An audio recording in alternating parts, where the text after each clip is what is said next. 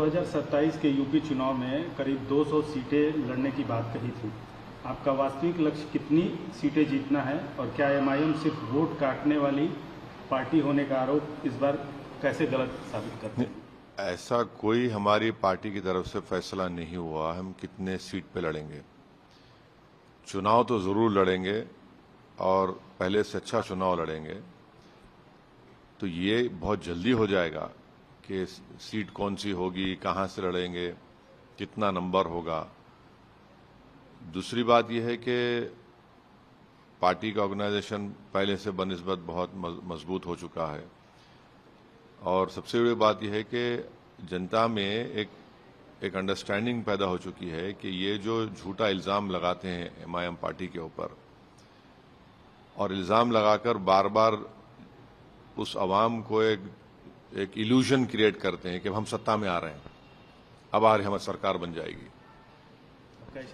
सुनिए सरकार बन जाएगी और हमेशा सेकुलरिज्म की दुहाई देते हैं।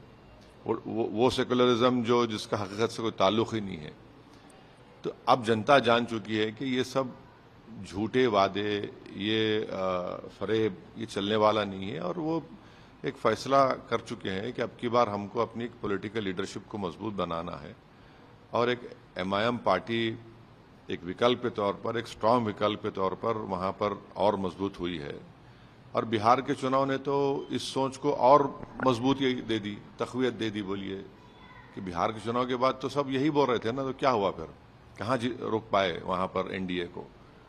तो ये सब चीजें हैं, हमारी कमजोरियां हम उसको दूर कर रहे हैं और हमको लगता है कि आने वाले विधानसभा के चुनाव में एमआईएम पार्टी के कई विधायक इंशाल्लाह कामयाब होंगे।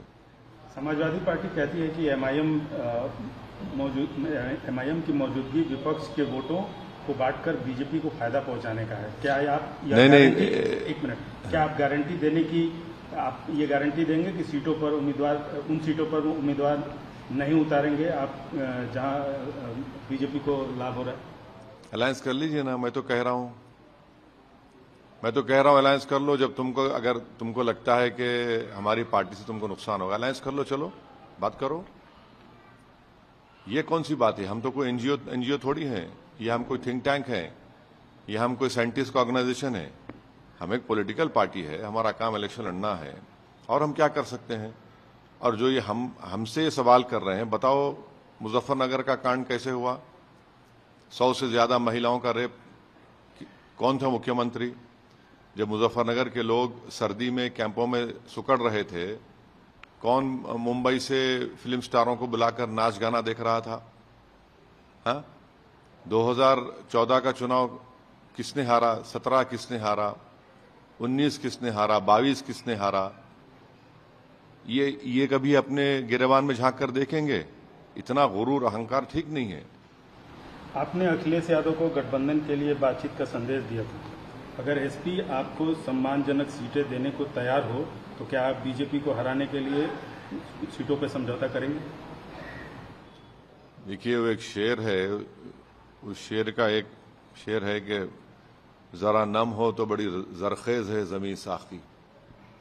आप नमी नहीं होना चाहते ना, आप ये समझते हैं कि हम ठेकेदार हैं और हम लोग सिर्फ दरी बिछाएंगे, आपके सामने हाथ बांधकर खड़े हो जाएंगे। ये तो नहीं होने वाला है। आप मुस्लिम मतदाताओं से कहते हैं कि वे किसी पार्टी की जागीर नहीं है, लेकिन अगर मुस्लिम मतदाता बड़े पैमाने पर समाजवादी पार्टी के साथ रहना चाहते हैं तो एमआईएम उस जनादेश को स्वीकार करेगी? हम चुनाव लड़ रहे हैं तो क्यों स्वीकार नहीं करते आप? हम चुनाव ना लड़ें, ये क्या बात है? चुनाव लड़ना तो एक सियासी पार्टी का हक है ना। और बिहार में जो पूरी ताकत उन्होंने लगा दी थी, वहां पर अपने कितने 4 या 5 सांसद को भिजाया था हमारे पीछे, झूठे इल्जाम लगाए। मगर सीमांचल की जनता को सलाम, अल्लाह का करम हुआ, हम दोबारा जीत गए उन सीटों पर जहां से हमारे 4 विधायक को उन्होंने तोड़ा था। मैंने आप जो चाहे करेंगे और हम ना करें। नहीं, ये अरे भाई सुन तो लीजिए, ये जो पॉलिटिकल फ्यूडल माइंडसेट है ना कि हम चौधरी हैं, हमारे सामने कोई नहीं खड़े हो सकता। अरे गया जमाना वो 14 हाट का। आप जब हम चुनाव हम लड़ रहे हैं तो आपको तकलीफ हो रही है ना। हम तो कह रहे हैं बात करो, मगर आप ये कह रहे हैं कि नहीं हमारे सामने कोई नहीं खड़े होगा। अरे क्यों नहीं खड़े होगा, बिल्कुल खड़े होंगे, हमारा जमहूरी राइट है। हम अपनी पॉलिटिकल पार्टी को एस्टेब्लिश कर रहे हैं, वहां पर करेंगे। आपकी सबसे बड़ी राजनीतिक चुनौती बीजेपी है या समाजवादी पार्टी? 2027 में आपका मुख्य मुकाबला किससे होगा विधानसभा? सबसे बड़ा चैलेंज हमारे लिए हमारी पार्टी के कैंडिडेट्स को कामयाब करना है। और हम जब चुनाव लड़ते हैं तो आप पिक एंड चूज नहीं कर सकते। हम चुनाव लड़ रहे हैं तो हमारा मकसद जीतना है, और जीत के लिए जो हमारा सामने खड़े होगा उनको हम हराएंगे उनको। नहीं, सुन तो लीजिए। अब बीजेपी किसका घर तोड़ रही है? समाजवादी पार्टी के लीडरशिप के परिवार का घर तोड़ा कभी? देख लीजिए किसका घर तोड़ रहे हैं, किसका इनकाउंटर हो रहा है, किसके पैरों पर गोलियां मारी जा रही हैं, किसके बच्चे यतीम हो रहे हैं। तो ये भी तो देखिए, बीजेपी का सबसे बड़ा निशाना किस पर है, किस समुदाय पर है? मुसलमान है, उसके बाद ब्राह्मण है। तो फिर ये तो देख लीजिए, इस पर तो कोई बोलिए। तो आप डायरेक्ट आंसर क्यों नहीं दे रहे हैं कि आपका मुकाबला बीजेपी से है या समाजवादी पार्टी से? बीजेपी आइडियोलॉजिकली भारत को एक हिंदू राष्ट्र बनाने की कोशिश कर रही है। जितने मसाजिद को वहां पर तोड़ा जा रहा है, ये तो बीजेपी के राज में है। सवाल ये पैदा होता है कि जो नाम निहाद ठेकेदार हैं, उनकी जबान में तो दही जम चुका है, बोलते ही नहीं है कुछ, बोलते ही नहीं है कुछ। नाम क्यों नहीं ले रहे? अरे जो ठेकेदार हैं, बहुत ठेकेदार हैं भाई। कई टोपियां पहनते हैं, लाल भी पहनते हैं तो कभी दूसरे रंग की भी पहन लेते हैं। अंदर जिस्म के अंदर आरएसएस के पैंट बोलिए, अब आजकल तो पैंट पहन रही है, वो भी पहन लेते हैं। ये सब पे है भाई। जो एक्सप्लॉयटेशन कर रहे हैं, जो इस्तेमाल कर रहे हैं, जो देखिए मुसलमान को आप सिटीजन विथ राइट समझिए, वोटर बनाकर रख दिया आप। इसीलिए तो हमारा ये हाल हो गया वहां पर। सर 2022 में एमआईएम ने विधानसभा सीट में एक भी सीट नहीं जीती थी। इस बार क्या बदला है कि आप जीत का दावा कर रहे हैं या फिर उम्मीद कर रहे हैं? नहीं, बहुत कुछ बदला है, बहुत कुछ जमीन पे बदला है, और भी अच्छाई के लिए बदलेगा। जनता में एक कॉन्फिडेंस पैदा हो चुका है। ये बार बार जो बोलते थे कि नहीं जीत नहीं पाएंगे, और बीजेपी का सब देख लिया उन्होंने कि हमको अपनी पॉलिटिकल लीडरशिप को जिताना है, मजबूत करना है। उत्तर प्रदेश में कास्ट लाइंस के ऊपर हर कास्ट की एक पॉलिटिकल उनकी एक आवाज है, रिप्रेजेंटेशन है। इतना बड़ा समुदाय है, 19% 20% की आबादी है मुस्लिम अक़लियत, और उनका कोई लीडरशिप ही नहीं है। पॉलिटिकल लीडरशिप की बात कर रहे हैं हम। हर छोटे समुदायों का एक पॉलिटिकल लीडरशिप है, उनकी एक सियासी पहचान है। मुसलमान का ही नहीं। क्यों नहीं है? क्योंकि आप उनको सिर्फ वोटर बना के रख दिए। उनके इलाकों में स्कूल, सिविक कम्युनिटीज, उनकी सिक्योरिटी, मस्जिदों की हिफाजत, फिर एनकाउंटर, मस्जिदों को, दरगाहों को, मदरसों को तोड़ा जा रहा है। कोई कुछ नहीं बोल रहा है। एक रस्मी तौर पर एक बयान दिया जाता है और कुछ नहीं। सर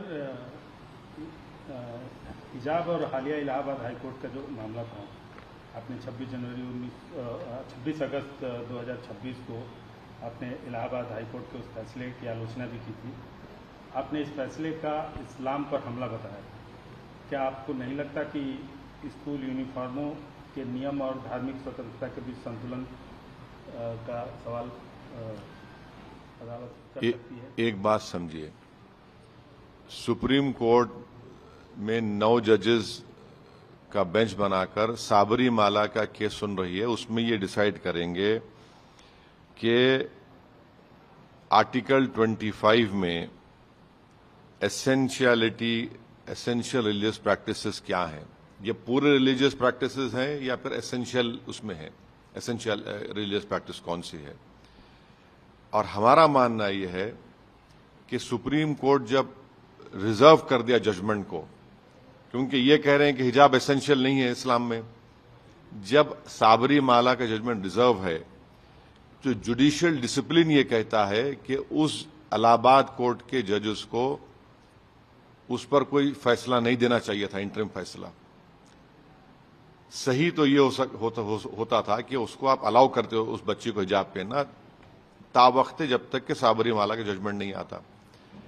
यही एक हिजाब का मैटर कर्नाटक से सुप्रीम कोर्ट गया, 2 जजेस ने अलग अलग फैसला दिया, आप उसको उसका भी लिहाज नहीं रखते आप। तीसरी बात यह है कि आप कैसे तय करेंगे मेरे रिलीजन का एसेंशियलिटी क्या है। मैं कह रहा हूं कुरान में जिक्र है, अल्लाह कुरान में फरमा रहा है, अब आप उसको एसेंशियल नहीं मानेंगे, किसको मानेंगे फिर आप। चौथी बात यह है कि उत्तर प्रदेश में सबसे ज्यादा रिलीजियस वाइज अगर आप देखेंगे तो बच्चियों में मुसलमान है, हायर एजुकेशन सबसे कम है, उनका लिटरेसी रेट या उनका स्कूल गोइंग आउट या ड्रॉप आउट रेट सबसे ज्यादा, आप उनको भी डिस्करेज कर दे रहे हैं। तो इसीलिए हमने इन 4 पॉइंट्स के ऊपर हमने कहा है। सर लेकिन क्या हिजाब जैसे मुद्दे को चुनावी राजनीति से दूर रखकर शिक्षा और मुस्लिम चुनावी राजनीति का इशू कहां है? ये कौन सा चुनाव है बताइए? अरे भाई मेरा राइट है ये। नहीं नहीं नहीं नहीं नहीं नहीं नहीं नहीं नहीं बिल्कुल नहीं कर रहे, नहीं बिल्कुल नहीं कर रहे हैं। मेरी बेटी हिजाब पहनती है, हिजाब पहनकर मेरी बेटी तेलंगाना में डिस्टिंक्शन लाई है मेडिसिन में। मेरी एक बेटी हिजाब पहनती है, पोस्ट ग्रेजुएशन मुकम्मल करने जा रही है जनरल सर्जरी में। मेरी बेटी हिजाब पहनती है, हमें पॉलिटिकल साइंस की। तो सर पे हिजाब है, दिमाग पर नहीं है। आप प्राइवेसी को सुप्रीम कोर्ट ने कह दिया फंडामेंटल राइट है। भाई मेरा राइट क्या है? मेरा राइट है ना प्राइवेसी का। और होते कौन है कि मैं क्या कपड़ा पहनूं क्या नहीं पहनूं। हां, मोदी जी ने कहा था कि कपड़े देखकर पहचानो भाषण में अपने। एक आर्टिकल 25 किस लिए है? फ्रीडम ऑफ रिलीजन किसको बोलेंगे आप बताइए? मैं रिलीजन पे चलूंगा तो क्या आपके उसूल के ऊपर चलूंगा? आपके बनाए हुए उसूलों पर चलूंगा मैं रिलीजन उनसे सीखूं जो रिलीजन नहीं जानते। यही तो प्रॉब्लम है। अच्छा, उत्तर प्रदेश से रिलेटेड अंतिम सवाल आपसे पूछ के, उत्तर प्रदेश के मसले पर अंतिम सवाल पूछ रहा हूं आपसे कि आप किसी से गठबंधन कर रहे हैं। आपने तो बता दिया कि हम सीटें अभी तय नहीं हुई है, लेकिन गठबंधन के सहयोगी हम पब्लिकली बहैसियत एक पार्टी के जिम्मेदार के कह चुके हैं कि हम अलायंस करने को तैयार हैं। हम नहीं चाहते कि तीसरी मर्तबा उत्तर प्रदेश में बीजेपी की सरकार बने। अब अलायंस किससे होगा नहीं होगा ये वक्त बताएगा। और जो लोग आज हमसे शिकायत कर रहे हैं वो हमारी बात का नोट ले लें। बाद में वो लोग रोना नहीं, बाद में शिकायत नहीं करना, ये उनकी भी जिम्मेदारी है। ये बार बार हमको बोला जाता है। आप गठबंधन करने के लिए समाजवादी पार्टी पे दबाव बना रहे हैं? कोई दबाव नहीं। देखिए किसी से जब अलायंस होता है ना, दबाव की बुनियाद पर नहीं होता है। नहीं, जो बातें नहीं कोई नहीं तर्क दे रहे हैं तो समझाने के लिए बोल रहे हैं। बिहार में भी हमने ये बात कहा था, हमने बात कही थी। हमने कहा था कि भैया 5 सीट हम जीते हैं दे दो। पांडवों ने भी क्या कहा था? 5 गांव कहा था ना। उसके बाद क्या हुआ फिर? अब उसके बाद सब जानते हैं, आप जानते हैं। अच्छा, असदुद्दीन ओवैसी साहब को गठबंधन में नहीं लिया जाता है, चाहे वो बिहार हो चाहे वो उत्तर प्रदेश हो, और आप केवल उसका वजह कोई आप बता? अरे एक वजह आप बताते हैं कि मैं सियासी नहीं एक बात बताइए। वो शिवसेना जिसका मुख्यमंत्री उद्धव ठाकरे थे, जिसको कांग्रेस सपोर्ट कर रही थी, महाराष्ट्र की विधानसभा में खड़े होकर कहा था कि हमको फख्र है कि हमारे शिव सैनिक ने बाबरी मस्जिद तोड़ा। आप उनसे अलायंस करते हैं और हमको सेकुलरिज्म का हमको दर्स देते हैं, हमको पाठ पढ़ाते हैं। कौन सी बातें करें? हाँ, यूएपीए का कानून किसने बनाया? कौन जेल में सड़ रहा है? तो सेकुलरिज्म के ये जो ठेकेदार है, ये जो एक्सप्लॉयटेशन करते हैं सेकुलरिज्म के नाम पर, अब नहीं होने वाला है ना। नहीं, आपसे सवाल ये था कि आप हर बार जब आपसे गठबंधन नहीं होता है किसी के चुनाव में, तो आप अपने आप को बोल देते हैं कि मैं सियासी अछूत हूं इसलिए मेरे साथ नहीं करते, लेकिन कुछ आपने मूल्यांकन किया कि क्यों नहीं करते आपसे? देखिए, हम तो कह रहे हैं जोर जबरदस्ती की बुनियाद पर तो कोई किसी समझौता नहीं हो सकता है ना। जब कुछ बात होगी तो होगा। जुबली हिल्स का चुनाव था तो हम बहुत अच्छे थे, वाइस प्रेसिडेंट का इलेक्शन आया हम बहुत सेक्युलर हो गए, पार्लियामेंट में खड़े होकर हम बीजेपी के 2014 से लेकर अब तक हर बीजेपी के बिल का हमने मुखालिफत की, बहुत अच्छे हैं। और यही पार्लियामेंट में जब दिल्ली हाई कोर्ट ने कहा था कि बीजेपी और कांग्रेस ने बाहर से पैसा लिया है अपने पार्टी के लिए, इन पर एक्शन लो, तो बीजेपी ने कानून बना दिया रेट्रोस्पेक्टिव इफेक्ट, कांग्रेस ने उसकी तायद कर दी। ये जो सारे गामा पा चलता है ना, इसका क्या होगा बताइए? आप बताइए इसके ऊपर क्या होगा? हम तो शुरू दिन से लड़ रहे हैं, यूपीए की तायद कर रहे थे। चिदम्बरम साहब ने पोटा को हटाकर यूएपीए कमेंट किया, मैं वाहिद आदमी था जो उस बिल के खिलाफ वोट दिया। तो हमारी पॉलिसी कंसिस्टेंट है। ये तो नहीं हो सकता ना कि असदुद्दीन ओवैसी तेलंगाना में बहुत अच्छा है और बिहार में जाते हैं तो बुरे हो जाते हैं, यूपी में चुनाव लड़ने जाते हैं तो बड़े एक्सट्रीमिस्ट हो जाते हैं। तो ये इनका एक सेलेक्टिव अप्रोच है जिससे साफ जाहिर होता है कि वो कितने अपॉर्चुनिस्टिक हैं। और इनका जो चेहरा है ना, ये खास तौर से मुसलमान देख रहा है ये कैसे एक्सप्लॉयटेशन करते हैं। सर, एक हालिया घटना हुई है, इस पर आपका वर्जन जानना चाहते हैं। न्यूयॉर्क के मेयर हैं जोरान ममदानी, मोहन भागवत के कार्यक्रम का विरोध करते हुए आरएसएस की विचारधारा को गलत बताया और उसका बहिष्कार करने की बात की। इस पर आप क्या बोलेंगे? अरे आप वो सवाल पूछ लीजिए, यूनाइटेड स्टेट्स रिलीजियस फ्रीडम का भी तो एक रिपोर्ट आया है आरएसएस के बारे में, भारत सरकार क्या बोलेगी उसके ऊपर? अब जोरान ममदानी को अपनी बात रखने का इख्तियार है और हम थोड़ी उसके स्पोक्स पर्सन हैं। मोहन भगवत जा सकते हैं और तेलंगाना का इलेक्टेड चीफ मिनिस्टर अमेरिका नहीं जा सकता है। ये क्या बात है बताइए? आरएसएस तो उनकी आइडियोलॉजी तो साफ है, वो तो इस देश के प्लुरलिज्म डाइवर्सिटी के पहले से खिलाफ हैं। मगर ये एक बात समझ में नहीं आ रही है कि रेवंत रेड्डी को जाने नहीं दिया गया अमेरिका को। क्या बात थी वहां पर? क्या करने जा रहे थे? ऐसा क्या डर लग गया उनको? एक तेलंगाना का मुख्यमंत्री है, चले जाता वहां पर, भारत की ही तो बात करता ना। तेलंगाना भारत का तो हिस्सा है। सबसे ज्यादा स्टेट का जीडीपी देखें तो तेलंगाना का है। आप क्यों नहीं भेजना चाह रहे? इतने आईटी में वहां पर तेलंगाना के लोग काम करते हैं। आपको क्या लगता है क्यों नहीं भेजा गया? नहीं मालूम, मैं थोड़ी हूं भारत सरकार में। मगर ये जो ये नहीं देखिए, ये जो सेलेक्टिव अप्रोच है ना, कि जितने एनडीए के चीफ मिनिस्टर रहेंगे वो जा सकेंगे जापान को जाएंगे, अमेरिका जाएंगे, ठीक है, मगर ये क्या है? सर, मनुस्मृति पर राहुल गांधी ने जो बयान दिया था, राहुल गांधी ने हाल ही में मनुस्मृति के उस विचार की आलोचना की है जिसमें महिलाओं की स्वतंत्रता पर सवाल उठते हैं। क्या आप राहुल गांधी के इस बयान वो जो एलओपी जो है लोकसभा में, वो बोले अपनी बात, हम अपनी बात कर रहे हैं। हम पूछना चाह रहे हैं बीजेपी आरएसएस वालों से कि 26 नवंबर 1949 को हमारा संविधान बन गया, उसके 4 दिन के बाद क्या आरएसएस के माउथपीस ऑर्गेनाइजर ने क्या लिखा था संविधान के बारे में? उन्होंने क्या, हम आपको पढ़ के सुनाते हैं। उन्होंने 30 नवंबर ऑर्गेनाइजर ने लिखा एडिटोरियल में, in our constitution there is no mention of the unique constitutional development in Asian Bharat.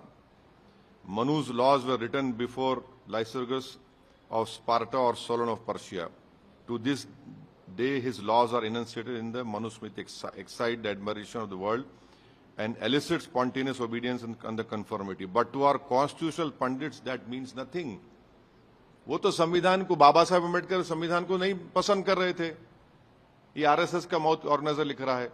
अब आप आ जाइए बंच ऑफ थॉट्स, गोलवालकर ने क्या लिखा, उसमें लिखा उन्होंने, गोलवालकर ने, Our Constitution too is just a cumbersome and heterogeneous piecing together of various articles from various constitutions of Western countries. It has absolutely nothing which can be called our own. Is there a single word of reference in its guiding principles as to what our national mission is and what our keynote in life is? ये तो हमेशा खिलाफ रहे ना constitution के। Organiser magazine लिख रहा है, फिर सावरकर ने क्या लिखा था? सावरकर ने क्या क्या कहा था मनुस्मृति के बारे में? उन्होंने कहा था कि मनुस्मृति इज हिंदू लॉ। तो आप तो ऑर्गेनाइजर की मैगजीन में एडिटोरियल, बंच ऑफ थॉट्स में गोलवालकर की ये बात, फिर सावरकर जो आपके अल्ट्रा हीरो है उनकी बात। हम तो ये बता रहे हैं कि आरएसएस तो शुरू से मनुस्मृति चाहती थी, संविधान को नहीं चाहती बाबा साहब अम्बेडकर के। अब ये इनकी मजबूरी बन गई ना। सर, हाल ही में हमने देखा कि जेनजी विरोध प्रदर्शन अब बीजेपी युवाओं के बीच अपना नैरेटिव बदलने की कोशिश कर रही है। इंस्टाग्राम और दूसरे सोशल मीडिया प्लेटफॉर्म के जरिए सीधे संवाद, युवाओं की भाषा, पॉप कल्चर का इस्तेमाल, ये सब कर रही है। क्या आपको लगता है कि बीजेपी ने जेनजी के असली सवाल, बेरोजगारी, पेपर लीक, शिक्षा और अवसर की राजनीति का जवाब देने की बजाय सिर्फ अपना कम्युनिकेशन स्ट्रेटेजी बदला है? देखिए, ये सिर्फ ऑप्टिक्स करते आते हैं, शुरू से ऑप्टिक्स करते हैं लोग। बुनियादी मसला क्या है? बुनियादी मसला यह है कि इस देश में सबसे ज्यादा नौजवान बच्चे ग्रेजुएट होकर बेरोजगार हैं। ग्रेजुएट होकर बेरोजगार हैं। उनके लिए आप क्या कर रहे हैं? 10.5 करोड़ या 11 करोड़ के करीब नौजवान बच्चे बेरोजगार हैं। भारत सरकार में डिफेंस में, रेलवेज में, कई डिपार्टमेंट में लाखों में जायदादें खाली हैं। उनको नौकरी दे सकते हैं, उसको फिल नहीं कर रहे आप। क्यों नहीं कर रहे फिल उनको आप? रेलवेज में लाखों जायदादें हैं, डिफेंस में लाखों जायदादें हैं, आप उसको फिल नहीं कर रहे आप। ये बच्चे नौकरी जाएंगे ना, मिलेगा तो। पेपर लीक को आप नहीं रोक पा रहे हैं। वो जो आपने नेशनल टेस्टिंग एजेंसी बनाया, उसको आप पार्लियामेंट में बिल लाइए, कॉन्स्टिट्यूशनल स्टेटस दीजिए, उसको स्टैट्यूटरी स्टेटस दीजिए। नहीं देंगे आप, क्योंकि वहां बैठे हुए लोग हैं, पेपर लीक होता रहेगा। ये बुनियादी मसले हैं। ये जो डेमोग्राफिक डिविडेंड भारत में है ना, विश्व में किसी देश के पास नहीं है। और ये और एक 20 साल रहने वाला है। उसके बाद तो एक 10% आबादी भारत की बूढ़ी होने वाली है।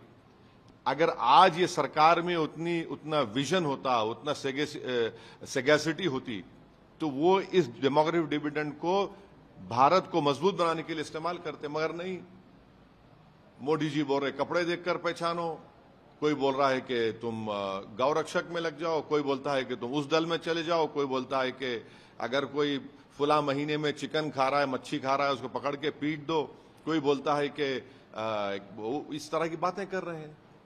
जमीन पे जिस चीज की जरूरत है, इससे बात मालूम होती कि बीजेपी और आरएसएस के जो जिम्मेदार लोग हैं वो इन नौजवानों से कंप्लीटली कट ऑफ है, कंप्लीटली कट ऑफ है। वो समझ ही नहीं पा रहे हैं, उन लोगों को समझ ही नहीं पा रहे हैं कि उनके क्या होप्स एंड एस्पिरेशंस हैं, और उनके होप्स एंड एस्पिरेशन से ही भारत मजबूत होगा अगर हम उसको फुलफिल करते हैं तो। सर, एक अंतिम सवाल करके इंटरव्यू खत्म करेंगे।